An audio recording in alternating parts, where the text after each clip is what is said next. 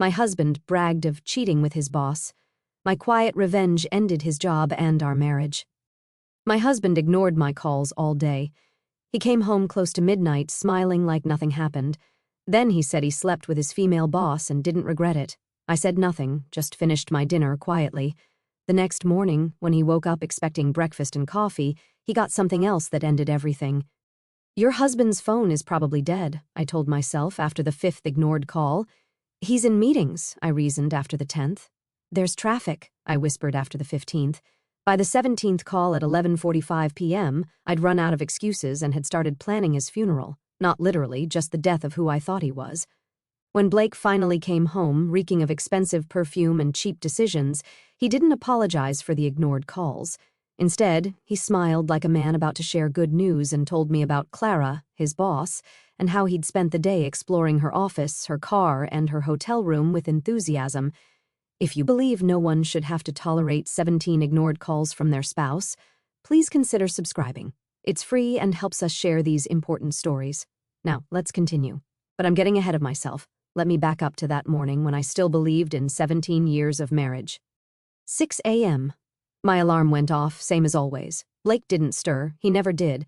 Not until his own alarm at 6:30. I slipped out of bed and padded to the kitchen, starting the Colombian coffee he loved. 2 sugars, never cream. The smell filled our house like it had every morning since we'd moved in 12 years ago. By 6:45, I had his breakfast ready. 3 scrambled eggs with sharp cheddar. He hated mild cheese, said it was pointless. Whole wheat toast with real butter spread just right. Not too much, not too little. The kind of precision you only achieve after years of practice of caring about someone's smallest preferences. "Morning, beautiful," Blake mumbled when he finally made it downstairs, his hair still sticking up on one side. He kissed my cheek while reaching for his coffee, a choreographed move we'd perfected without trying. "Don't forget it's Tuesday," I reminded him, pointing to the calendar on the fridge. "First Tuesday of the month, date night, our tradition for the past decade." "Wouldn't miss it," he said, but he was already scrolling through his phone. "Clara's got me in meetings all day, but I'll be home by 7. Clara Whitmore. 3 months she'd been his boss, and already her name came up more than mine at our dinner table. She was brilliant, he said, innovative, pushing the team to new heights. I'd met her once at the company picnic, designer heels and grass, typing on her phone while others played volleyball, complimenting my potato salad with a smile that never reached her eyes. "She's intense," Blake had said that first week. "But I'm learning so much." The late nights started gradually. First just Thursdays for team building, then Tuesdays for strategic planning. By month 2, any night could be a Clara night. He'd come home at 10:11, sometimes midnight, smelling wrong. "New air fresheners at the office," he explained when I'd mentioned the cologne change. Clara had them installed. Some productivity study she read. We'd worn the same scents for 17 years. Him, woody aftershave I bought every Christmas. Me, vanilla body spray from Target. Suddenly he smelled like something from a department store I'd never shop in. Then came the phone password. I'd reached for it one night to set our alarm, something I'd done hundreds of times. "What's your passcode?" "Oh, just use yours," he'd said, taking it from me. "Company policy. Clara is implementing new security protocols." I should have known then. But 17 years of trust makes you stupid. After Blake left that morning, I went through my own routine. Shower, sensible librarian clothes, yogurt with granola. I managed our local branch, 15 employees, thousands of books, endless community programs. Not glamorous like Clara's corporate world, but fulfilling. My phone buzzed at lunch. "Victoria, my sister, coffee tomorrow? I'm near your library at 2. I'd agreed, not knowing she'd spend that coffee lecturing me about Blake. Victoria was a partner at Brennan and Associates, saw divorces all day, probably couldn't help seeing problems everywhere. But when we'd met the previous week, she'd been more direct than usual. "He missed your birthday dinner, Kennedy. Big presentation at the Ember Hotel bar because I saw his car there during my client meeting. Maybe he was meeting clients." She'd grabbed my hand across the table. "Check your joint accounts. Just check them." I hadn't, because checking meant doubting, and doubting meant admitting something I wasn't ready to face. That Tuesday, the last normal Tuesday, I'd left work early. 3 stops for ingredients. Blake's mother's lasagna recipe required specific ricotta, exact meat ratios, perfect seasoning. I'd spent 2 hours layering it just right, getting the edges crispy how he liked. The wedding china came out, ivory with silver edges, plates we'd registered for when forever felt guaranteed, beeswax candles, not the cheap grocery store ones, the green dress from our anniversary, the one Blake said made my eyes look like emeralds. At noon, I texted, "Don't forget our night." His response, a thumbs up for our decade-old tradition. I told myself he was busy. Clara probably had him swamped. 7 p.m. came and went. The lasagna was perfect. 7:30, running late. I texted. 8, no response. Lasagna back in the oven. 8:30, I opened wine, then poured it back. The candles kept burning. 9, another text. Everything okay? By 10, I'd blown out the candles and accepted what I'd been denying for months. The kitchen smelled like wasted effort and dying traditions. The empty chair across from me might as well have had Clara's name on it. That's when the real calling started. Not casual check-ins, but insistent, worried calls. The kind a wife makes when her husband could be in an accident or in someone else. Each unanswered ring felt like a small betrayal. By call 17, I wasn't worried anymore. I was planning. Not revenge, not yet. Just restructuring my understanding of the last 17 years. The expensive perfume hit me before Blake even fully entered the house. Not his cologne, not mine. Something floral and aggressive, the kind worn by women who take what they want. "Long day at the office?" I asked, my voice steadier than my hands. He grabbed a beer, didn't even look at the cold lasagna on the counter. "You could say that." Then came the words that shattered everything, while I sat there, fork in hand, his mother's lasagna growing colder on the wedding china we'd picked out when we thought we knew what marriage meant. The fork clattered against the plate as I set it down. Blake was still talking, still describing his day with Clara like he was recounting a vacation. My phone sat between us on the counter, screen dark, holding the evidence of 17 attempts to reach him. 17 times I'd needed to hear his voice. But I had to understand how we got here first. At 6:15 p.m., I'd made the first call. Traffic on Tuesday was always heavy downtown. Blake complained about it constantly. The phone rang 5 times before going to voicemail. His recorded voice, cheerful and professional, "You've reached Blake Carver. Leave a message." I didn't leave one. He'd see the missed call, figure I was checking in about dinner. The lasagna had just gone into the oven for its final browning, filling the house with the smell of home. 6:30 came without a return call. Unusual, but not alarming. Clara probably had him trapped in one of her famous quick sync meetings that lasted hours. At 7, when his empty chair stared back at me across the candlelit table, I called again. This time it rang only twice before being sent to voicemail. Declined. My chest tightened slightly. Blake never declined my calls. Even in meetings, he'd let it ring out naturally. 7:30 call. My voice was light when his voicemail picked up. "Hey, just checking if you're okay. Dinner's ready when you are." By 8, the concern was real. 4 calls now, each one building a knot in my stomach. I walked to the living room window, peering out at our empty driveway. The Hendersons across the street were having dinner, their dining room window glowing warm. Normal people having a normal Tuesday. The 5th call at 8:15 made me feel foolish. Was I becoming one of those wives? The ones who couldn't give their husbands space? But we had plans, sacred plans. First Tuesday plans that had survived job changes, family deaths. Even that year, Blake had pneumonia. 8:45. Calls 6 and 7 happened back to back. My fingers were starting to shake as I dialed. Not from anger yet, just confusion mixed with the first bitter taste of fear.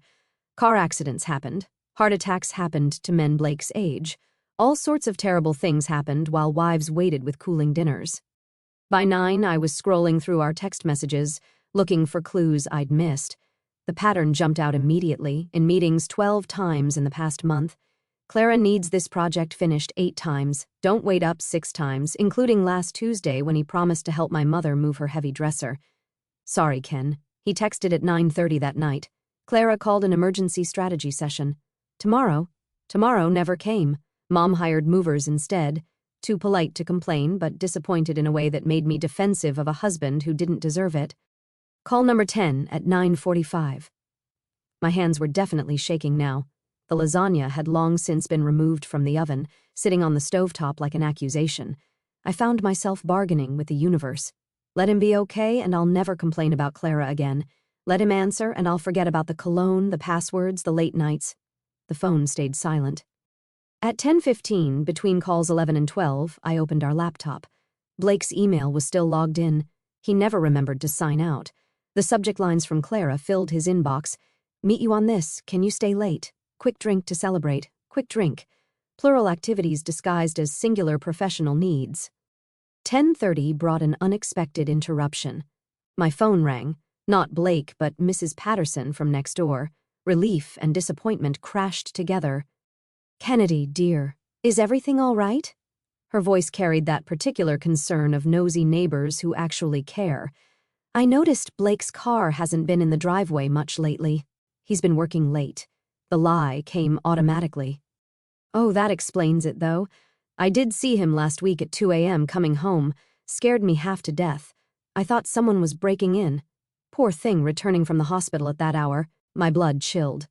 The hospital? Well, I assumed. Where else would someone go at that hour? Is your mother okay? My mother was perfectly fine. I'd had lunch with her 3 days ago. She's good. Thanks for checking, Mrs. Patterson. Call 13 at 10:45, 14 at 11. Each ring echoed in the quiet kitchen. The candles had burned down to stumps, wax pooling on the good tablecloth. I was pacing now, a path from sink to table to refrigerator and back. My wedding ring caught the light with each pass, sending little rainbows across the wall. 17 years since Blake had slipped it on my finger, promising to answer whenever I called. 11:15, call 15. I left a message this time, my voice carefully controlled. Blake, I'm worried. Please, just let me know you're safe. That's when my phone buzzed with a notification that wasn't from Blake. American Express. New charge of $400 at Ember Hotel Restaurant. 8:47 p.m. My hands stopped shaking. Everything stopped shaking. The world went very still and very clear. I opened the app with steady fingers. There it was, itemized like evidence. Ember Hotel Restaurant, table for two. Champagne, not the house brand, but Veuve Clicquot. 2 entrees, filet mignon and salmon. Dessert, chocolate soufflé for two. For two. While I'd been warming and rewarming a lasagna made from his mother's recipe, Blake was having champagne and soufflé. The same restaurant where Victoria had seen his car, the place he was supposedly never going to be. Call 16. At 11:30, I didn't expect an answer anymore. The sound of his voicemail had become familiar as a funeral hymn. But I called anyway, needing to complete the ritual, needing to give him every chance to not be who I now knew he was. 11:45. Call 17. The last one. I sat at the kitchen table, the cold lasagna my only company, and dialed one final time. As it rang, I looked at my reflection in the dark window. The woman staring back wasn't the worried wife anymore. She was someone else, someone who had spent 6 hours transforming from concerned to suspicious to certain. When Blake's voicemail picked up for the 17th time, I didn't leave a message. I just sat there, phone silent in my hand, wedding ring feeling heavier than it had in years. The kitchen clock ticked toward midnight, each second bringing Blake closer to home, closer to whatever excuse he'd prepared. But I already knew the truth. The 17 calls weren't ignored because he couldn't answer. They were ignored because Clara Whitmore was more important than 17 years of First Tuesdays. The champagne toast at 8:47 p.m. was his real priority. The soufflé for two was his actual date night. I straightened the wedding china, dumped the cold lasagna in the trash, and waited. Not like a worried wife anymore, but like a woman preparing for war. The kitchen clock showed 11:58 when I heard Blake's key in the lock. I stayed seated, my hands flat on the table, breathing steady. The door opened to whistling, actually whistling my way by Sinatra. The irony would have been funny if it weren't so cruel. Blake walked in like he just closed $1 million deal. His tie hung loose, shirt untucked on one side, that particular dishevelment that comes from hasty redressing.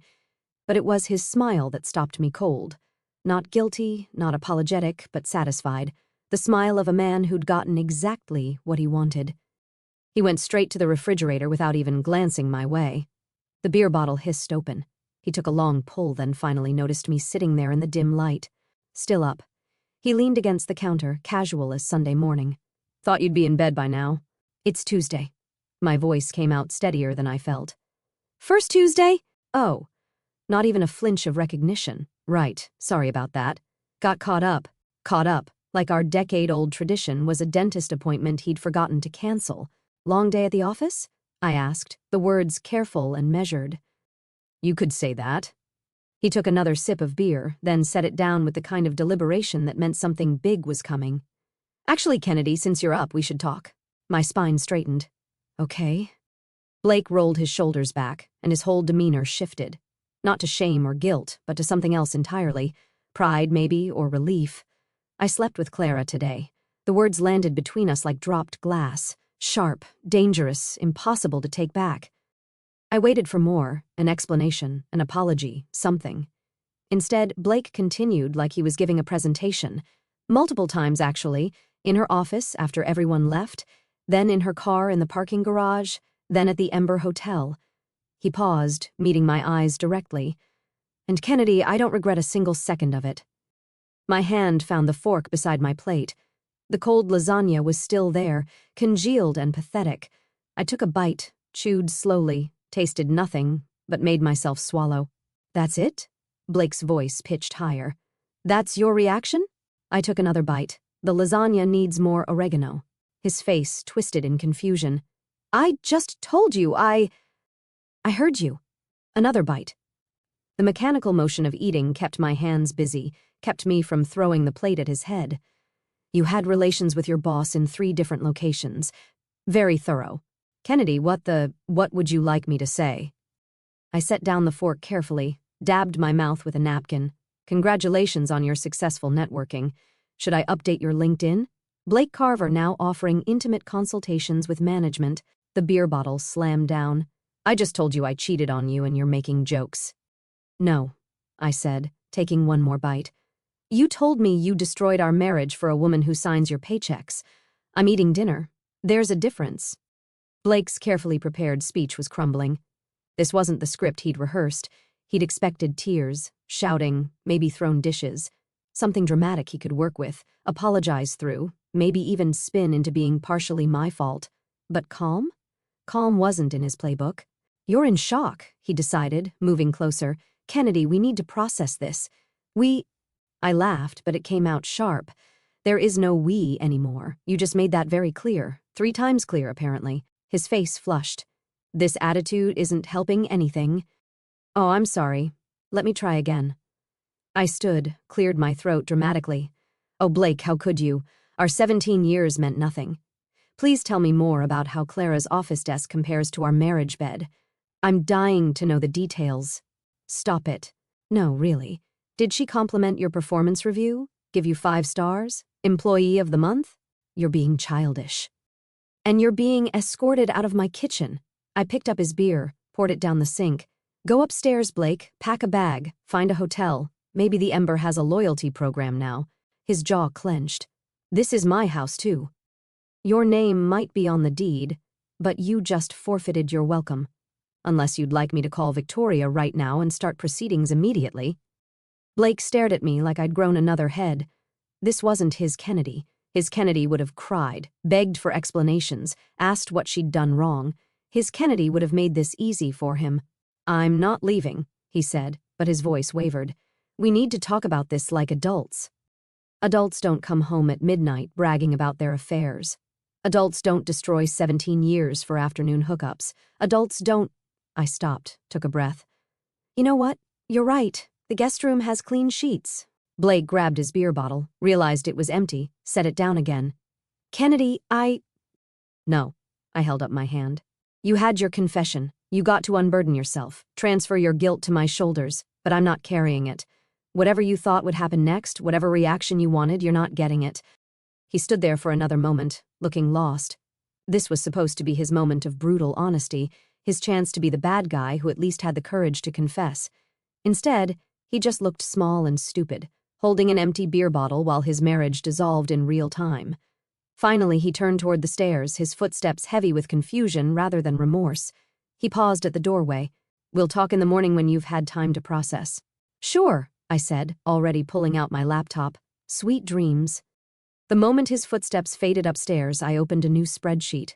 My fingers flew across the keyboard with the efficiency of 17 years of shared passwords and joint everything. The document title typed itself. Project Silent Storm. First column, assets. Checking account, savings, investment portfolio, both cars, the house with its conveniently forgotten detail, the mortgage in my name only, thanks to Blake's credit disaster in year 5. Second column, liabilities, Blake's credit card debt, his student loans, his ego, though that last one wasn't technically financial. Third column, action items. My phone buzzed with a text from my mother. "How was date night?" I typed back, memorable. Then I opened another message to Victoria. "Need the shark, not the lawyer, the shark." 3 dots appeared immediately. "That bad?" "Worse, but I'm about to make it beautiful." My office. 7 a.m. Bring coffee and war paint. I smiled. My first real smile in hours. Then I returned my spreadsheet, adding tabs for documentation, timeline, and my personal favorite, revenge served at optimal temperature. Blake thought his confession would break me. He thought those 3 locations of infidelity would send me spiraling. But all he'd done was flip a switch I didn't know existed, the one that transformed 17 years of devotion into cold, calculated precision. I worked until 3 a.m., the kitchen quiet, except for keyboard clicks, and the occasional sound of Blake's snoring drifting down from our bedroom. Sorry, his temporary sleeping quarters.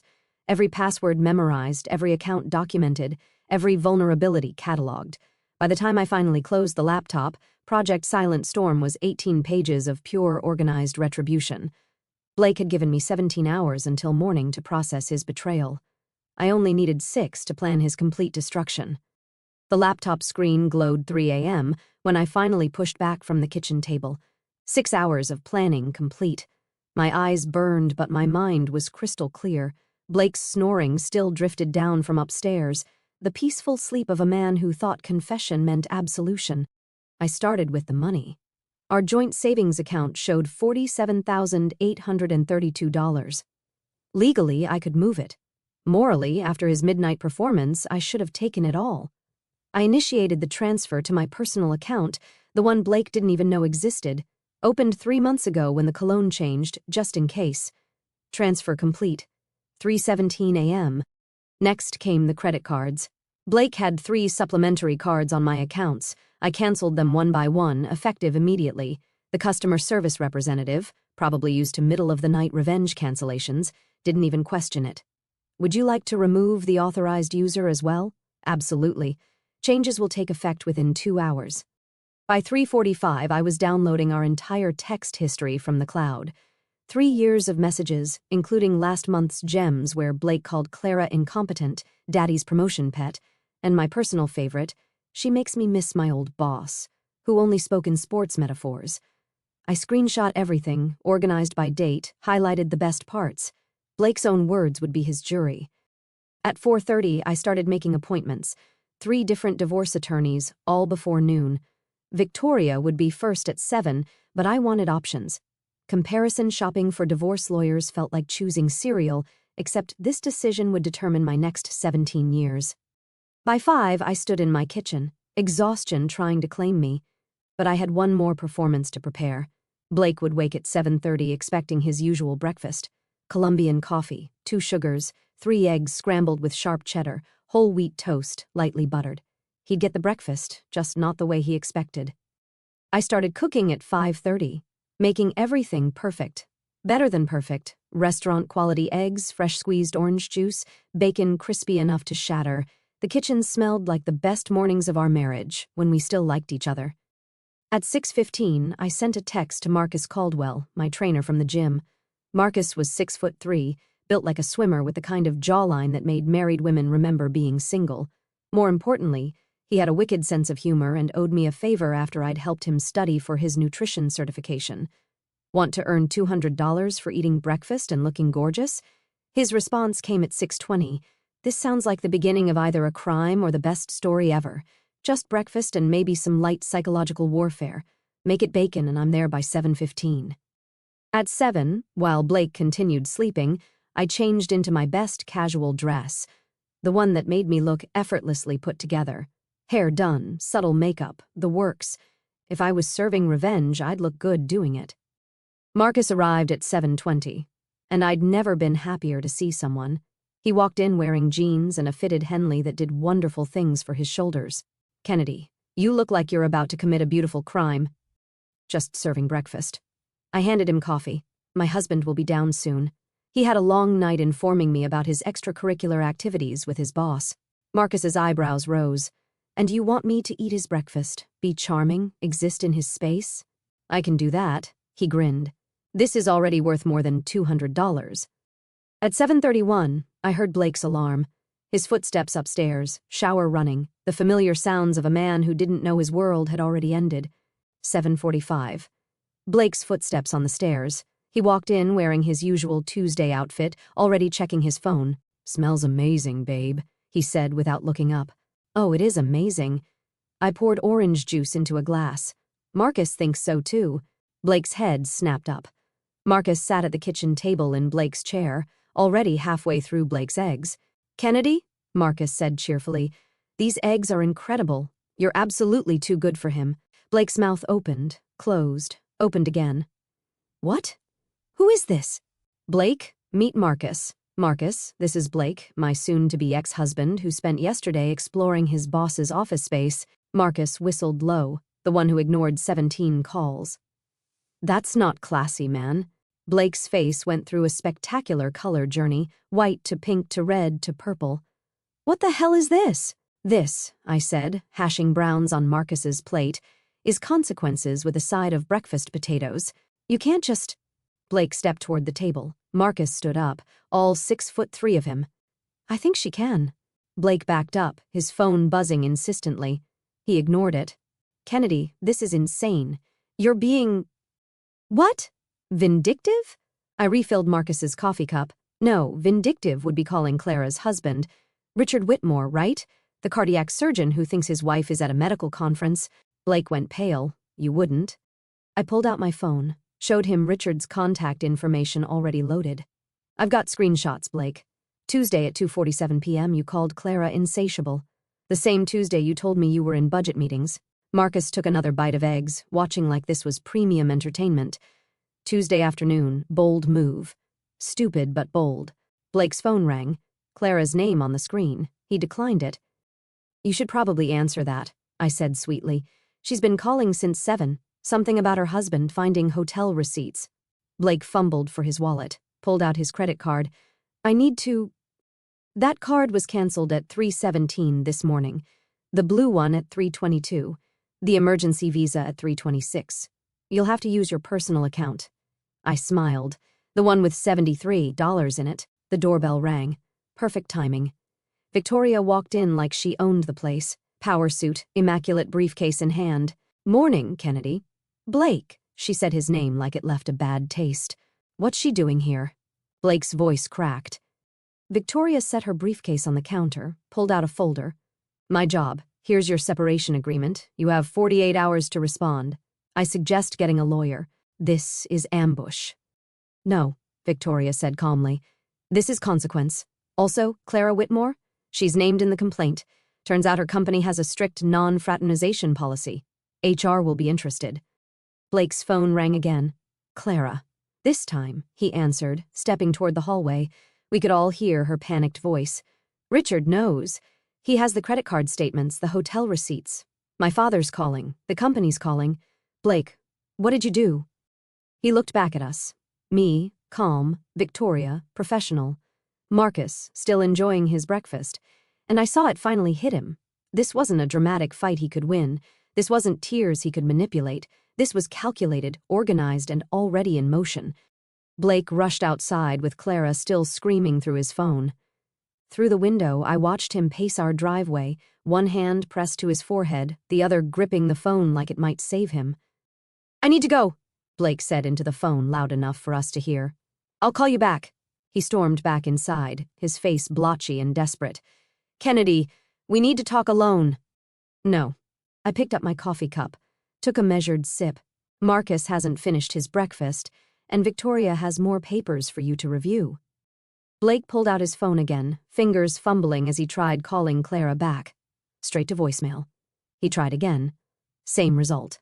"Having trouble?" Victoria asked innocently. He ignored her, switching to his banking app. I watched his face pale as he saw the joint account balance, $1,247, just enough to keep it open, not enough to matter. "They ate him," he muttered, grabbing his keys. "I'll save yourself the trip," I called after him. "All 3 cards were canceled hours ago." He spun around. You can't do this. That's joint money. Was, Victoria corrected. Past tense. All perfectly legal, by the way. Blake's phone buzzed with texts. His eyes widened as he read, his thumbs flying across the screen. More texts came through rapid fire. His face went from pale to gray. Problems? Marcus asked, helping himself to more bacon. Blake didn't answer. He was too busy calling someone. Mom? His voice cracked like a teenager's. Mom, I need to explain. Even from across the room, I could hear his mother's voice, sharp and disappointed. Kennedy already called me this morning. Blake Andrew Carver. How could you? That sweet girl who makes my lasagna recipe better than I do, who remembers my birthday when you forget. Mom, please? Don't you mom please me? 17 years, Blake. 17 years she put up with you, and this is how you repay her? With that woman? He hung up on his own mother. Marcus stood, stretched. Well, this has been enlightening. Kennedy, those eggs really were incredible. He pulled out his wallet, but I waved him off. Keep it. You earned it just by being here. After Marcus left, Blake slumped against the counter. His phone kept buzzing. Texts from workers, friends, people who'd already heard, the modern wildfire of gossip spreading faster than California drought season. I have a book club meeting, I announced, checking the time. Victoria, can you handle things here? My pleasure. Blake looked between us. Book club? No. Kennedy, our life is falling apart. Your life? I corrected, grabbing my purse. Mine is just getting interesting. 20 minutes later, I sat in Martha's living room, surrounded by 6 women who'd known me since before Blake, during Blake, and now blessedly would know me after Blake. The book lay forgotten on the coffee table. Honey, Martha said, pouring wine despite it being 10 a.m., tell us everything. So I did. Calmly, factually, even with a touch of humor. The 17 calls, the midnight confession, the breakfast ambush. They gasped at the right moments, anger burning in their eyes like protective mothers. Janet, who worked in Blake's company HR department, nearly choked on her wine. Clara Whitmore. Oh, honey, we've had 3 complaints about her already. Inappropriate conduct with subordinates, creating hostile work environment, using company resources for personal activities. Personal activities? I asked. Let's just say the security cameras in the parking garage have been very educational. Your Blake isn't her first office romance. He's just the first one stupid enough to confess to his wife. My phone rang. Unknown number. Hello, Mrs. Carver. This is Richard Whitmore. The room went silent. I put him on speaker. Dr. Whitmore, I said carefully. Please call me Richard. I wanted to thank you for the anonymous tip about checking credit card statements. Very illuminating. I don't know what to... It's fine, he interrupted, his voice surprisingly warm. I'm not angry with you. You're as much a victim here as I am. More, actually. This is Clara's 4th affair that I know of. But this time she chose the wrong couple to destroy. The women around me leaned in closer. I've already contacted Blake's company, Richard continued. Sent them some interesting documentation about Clara's patterns. Did you know she specifically targets married men? It's like a game to her. My stomach turned. I didn't know that. I've also spoken with my lawyer. He's very interested in collaborating with yours. Clara doesn't know it yet, but she's about to lose everything. Her father got her that job. You know, he's on the board. Was on the board. He resigned this morning when I sent him the evidence. Oh, I'm sorry this happened to you, Kennedy. Blake's an idiot. But Clara, she's a predator. She'll destroy him now that the fun is over. That's what she does. Conquers, then discards. After Richard hung up, the room exploded in conversation. Everyone had opinions, advice, wine to pour, but Janet's words stuck. You better get home and secure anything valuable. Desperate men do stupid things. I drove home to find Blake's car gone and the front door wide open. Inside, chaos. He'd clearly tried to pack in a hurry. Drawers pulled out, closets ransacked, papers everywhere, but the office door remained locked. I'd changed that lock at 4 a.m. The gaming room he loved was now my craft room, his precious gaming chair replaced with my grandmother's sewing table I'd retrieved from storage. His golf clubs were gone because they'd been donated to charity yesterday. The receipt was indeed on the counter, ready for his tax deduction. I went to our bedroom. His clothes were thrown everywhere, suitcases half-packed, then abandoned. On the bed was a note, "Where are my baseball cards?" I texted Victoria, "He's looking for the signed collection." Her response was immediate. "Safe in my office. Legal leverage." Blake's entire world was unraveling in real time. His credit was frozen. His mother had disowned him. His Kio workers were choosing sides. And Clara, the woman he'd destroyed everything for, wouldn't even answer his calls. I sat on my bed, our bed, and felt something I hadn't expected. Pity. Not enough to stop what I'd started, but enough to recognize that Blake had played himself. He'd gambled 17 years on a woman who collected married men like trophies. My phone buzzed. "Blake, where are you? We need to talk." I didn't respond. There was nothing left to say. I set my phone down on the bed and walked to the window. Blake's car wasn't in the driveway, but I knew where he'd gone. Sunday was inventory day at his office. Skeleton crew, perfect for trying to sneak in and grab his things before Monday's storm hit. He had no idea the storm had already made landfall. My phone rang. Janet from book club, from HR. "Kennedy, you need to know what's happening tomorrow. Can you sit down?" I was already sitting. "Tell me." Blake's keycard was deactivated an hour ago. When he arrives Monday morning, security will be waiting. The CEO called an emergency meeting. Richard Whitmore sent them everything. Emails, timestamps, security footage from the parking garage. Security footage last Tuesday, Blake and Clara in her car. The camera angle was unfortunately clear. My stomach rolled. Of course there's video. That's not all. Clara's assistant, Linda, just sent a mass email to the entire company.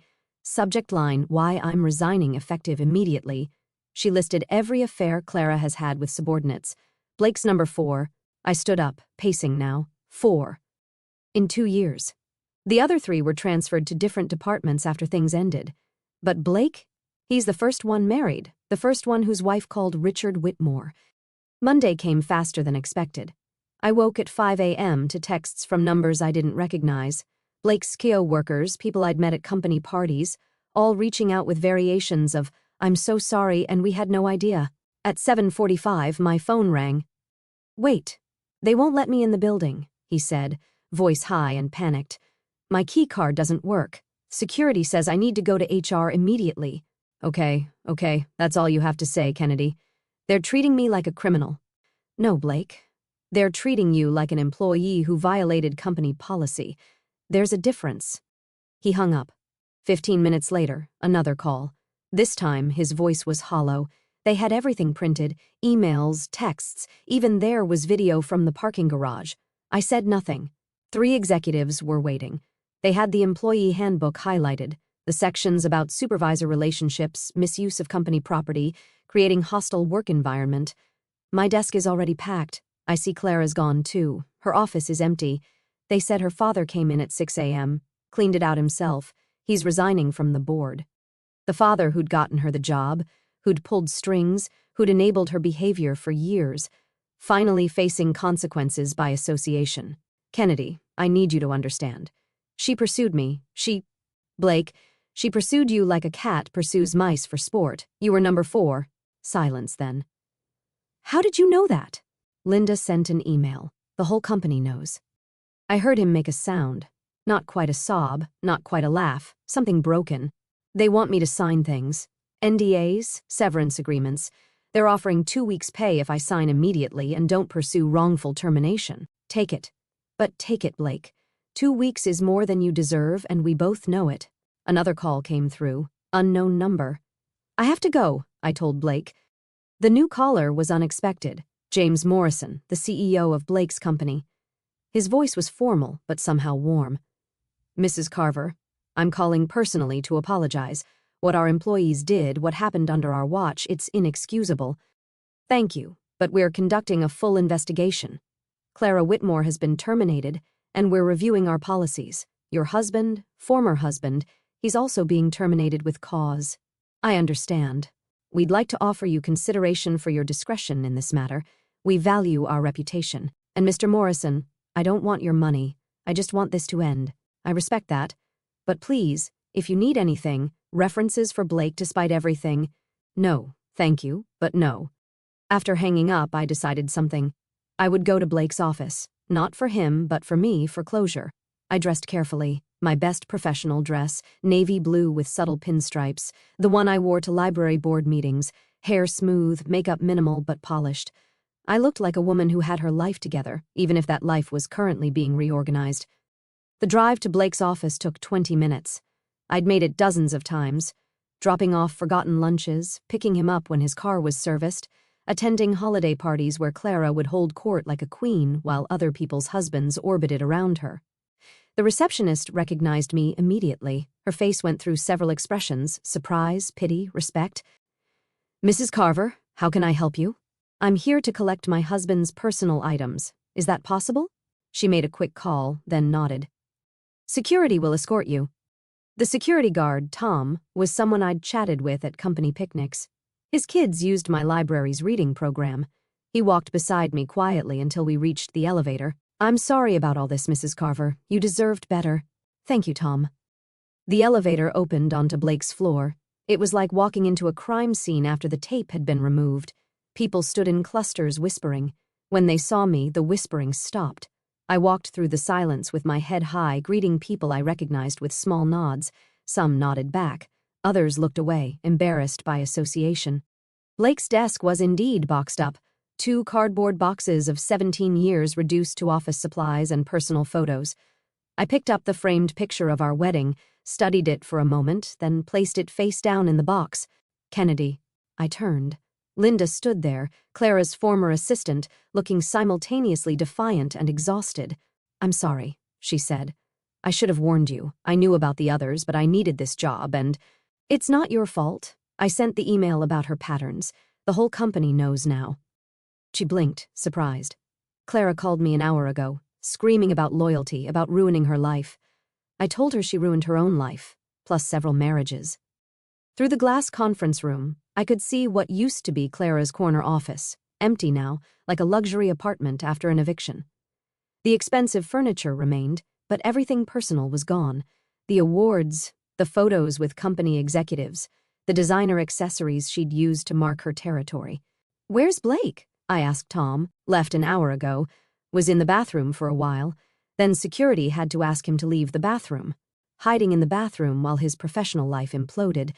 It was almost too pathetic to be satisfying. Almost. I picked up Blake's boxes, lighter than 17 years should weigh, and walked back through the office. This time, people watched openly, some with sympathy, others with what looked like respect. At the elevator, James Morrison himself appeared. "Mrs. Carver." I wanted to apologize in person. He was younger than I'd expected, maybe 40, with kind eyes that seemed genuinely troubled. "It's not your fault," I said. "It happened on my watch. That makes it my responsibility." He paused. Blake was a good employee before this. Clara was persuasive. She found his weaknesses easily enough. "If you need anything—" "I don't, but thank you." As the elevator doors closed, I saw the office already returning to its whispered conversations, the scandal becoming mythology in real time. By tomorrow, the story would be legend. By next week, company policy. I loaded Blake's boxes into my car and drove home in silence. The weight of what had just happened, the complete professional destruction of 2 people, should have felt heavier. Instead, I felt oddly light, like I'd finally set down luggage I didn't realize I'd been carrying. My phone buzzed as I pulled into my driveway. "Richard Whitmore, Kennedy. I have an unconventional request. Clara's birthday is Thursday. She made reservations months ago at Morello's, her favorite restaurant. Non-refundable, of course. I thought perhaps you'd join me for dinner. Call it a celebration of freedom. Morello's, the place Blake could never afford, but Clara treated like her personal dining room. That's 3 days away. Enough time for word to spread. Enough time for them to know we'll be there." I understood immediately. This wasn't about dinner. This was about being seen. "What time?" 8, and Kennedy. "Wear something memorable." Thursday arrived, wrapped in drama. My phone had been buzzing all day with texts from people who'd heard about the Morello's reservation. Small towns had nothing on corporate gossip networks. I chose a red dress. Not subtle, not safe, but absolutely unforgettable. The kind of dress that said I wasn't hiding, wasn't broken, wasn't ashamed. Blake had texted 6 times asking if the Morello's rumor was true. I didn't respond. Richard was already waiting when I arrived, standing by the bar in an impeccable suit. He looked like what he was, successful, established, and completely unbothered by his imploding marriage.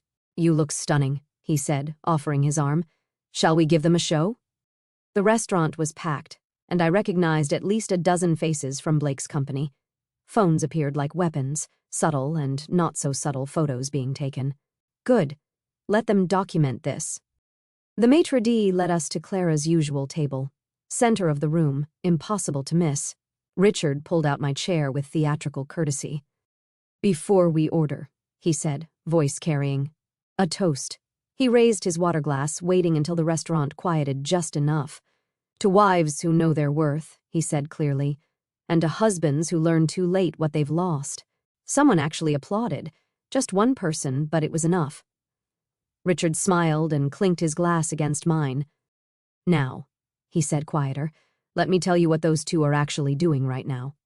He pulled out his phone, showed me a text from his private investigator. Blake had moved into Clara's guest room after Richard kicked her out of their house. The photo showed Blake carrying a single suitcase into a shabby apartment complex. "She's living in a one-bedroom in Riverside Gardens," Richard said. Her father cut her off completely, frozen her trust fund pending investigation of moral turpitude. That's actually the legal term. Blake's living on her couch. Guest room is generous. It's a Murphy bed in what she uses as a home office. My investigator says they've been fighting constantly. Apparently, the thrill of sneaking around was the only thing keeping them interested. Our appetizers arrived, the same ones Clara always ordered. Richard had done his homework. "She called me yesterday," he continued, crying about her career being over. I reminded her that she chose to sleep with subordinates, 4 of them, that Blake was just the latest in her collection. My phone buzzed. A text from my mother. "Are you at Morello's with that handsome doctor?" Mrs. Patterson just showed me a photo from Facebook. The modern speed of humiliation, Instagram stories, Facebook posts, text chains. Blake and Clara were probably watching their public shaming in real time from her Murphy bed. "How are you so calm about this?" I asked Richard. "Because I've been planning my exit for a year. Clara's affairs weren't a surprise. Blake was just the excuse I needed to finally file." He smiled. "Plus, I protected my assets long ago. She'll get the minimum required by law, nothing more." Our entrees arrived. Richard had ordered the house special for both of us, something Clara apparently bragged about discovering. "You know what the ironic part is," Richard said, cutting into his fish. "She thinks she's some kind of romantic rebel. In reality, she's just a cliché with daddy issues and a personality disorder. Harsh, but probably accurate." Halfway through dinner, my phone rang. Blake's mother. "I'm at dinner. Can I call you back?" "Oh, honey. I just wanted to say that photo of you in the red dress at Morello's. You look absolutely radiant. That doctor is very handsome. Thank you, Patricia. Also, I sent flowers to your house. The card explains everything. Blake is no longer welcome at Sunday dinners." She hung up before I could respond. "Your mother-in-law?" Richard asked. "Former. And apparently, I'm keeping her in the divorce." We both laughed. Real laughter, not the bitter kind. My phone buzzed again. "Victoria, Blake just called asking about his 401k. I explained the early withdrawal penalties. He actually cried." I showed Richard the text. He raised his glass again. "To financial justice." As we were leaving, Richard paused at the door. "Oh, I forgot to mention Clara's apartment. Her car was repossessed this morning. Apparently, Blake's been trying to use her credit cards for groceries. They keep getting declined." "How do you know all this?" "She texts me constantly, begging, threatening, pleading. I don't respond, not read them. It's better than Netflix." Outside Morello's, Richard walked me to my car. "Thank you for this, Kennedy, for playing along with my little revenge dinner. Thank you for making it possible. One more thing," he said, pulling out an envelope. "Blake's final paycheck was mailed to your house since that's still his address on file. 2 weeks severance. I'd cash it quickly." I drove home to find my mother hosting her monthly garden party. 20 women in my backyard, wine flowing, voices carrying. I tried to sneak inside, but my mother spotted me. "Kennedy, everyone, Kennedy's here, fresh from her dinner at Morello's." The women swarmed, all talking at once. "Mrs. Patterson, loudest of all, we should start a support group. Wives who won. We'll meet monthly, drink wine, and celebrate leaving terrible husbands."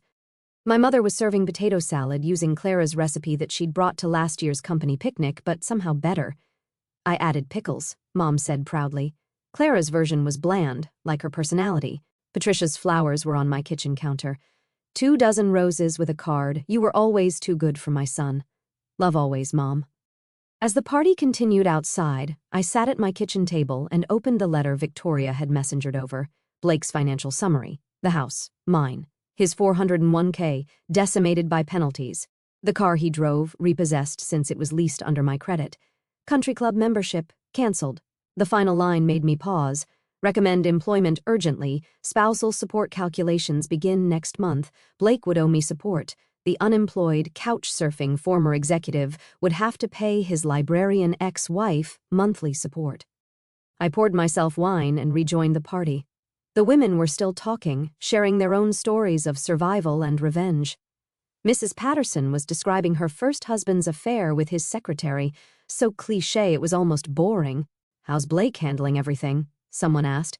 "He's living his dream," I said, shacking up with his boss in her one-bedroom apartment. "Well, former boss. She got fired, too." The group erupted in laughter and fresh rounds of toasting. To karma, to justice, to freedom, to better choices. As the sun set and the party wound down, I stood in my backyard no longer ours, and felt the full weight of victory. The last guest left around 10, taking with them the empty wine bottles and stories of survival. I stood alone in my backyard, the string lights Mom had hung casting soft shadows across the grass. The night was mine now, quiet, peaceful, and completely free of waiting for someone who would never prioritize coming home. 6 months passed like pages in a book I was finally enjoying reading. The library board called me into a meeting on a Tuesday.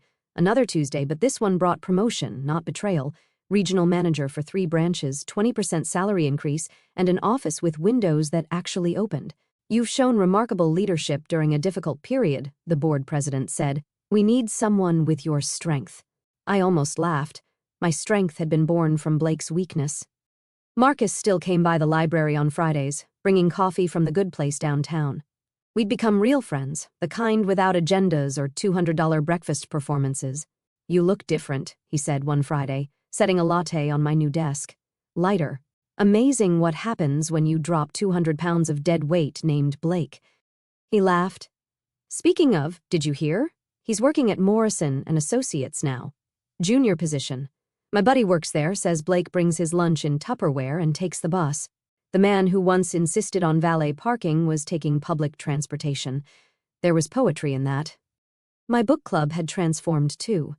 What started as wine and gossip evolved into something unexpected, a small wine distribution business. Martha had connections with local vineyards.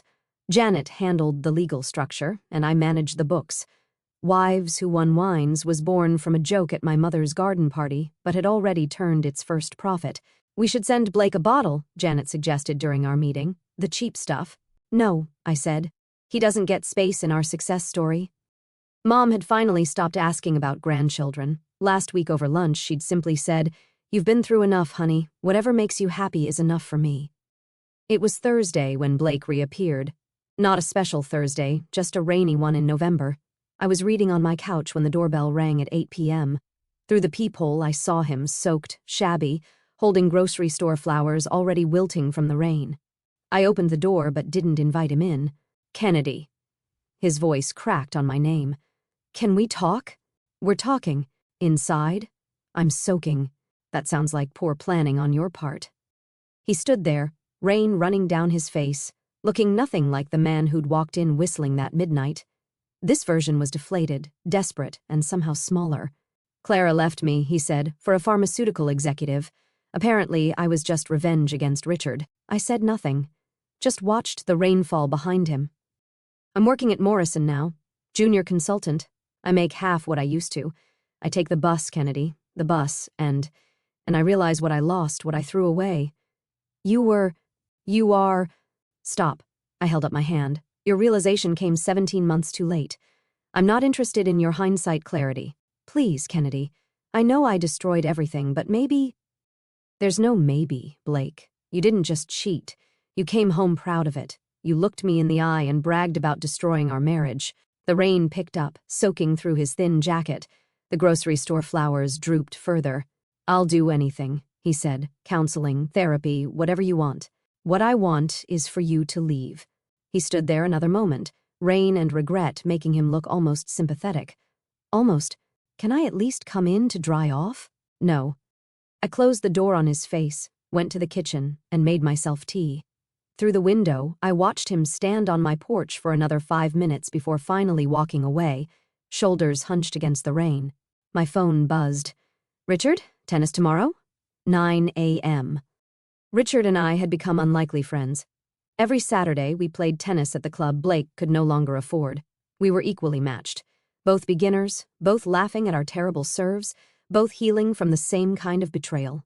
Blake showed up tonight. I texted back, in the rain with gas station flowers. Clara called me yesterday. They're living in a studio apartment now, fighting constantly.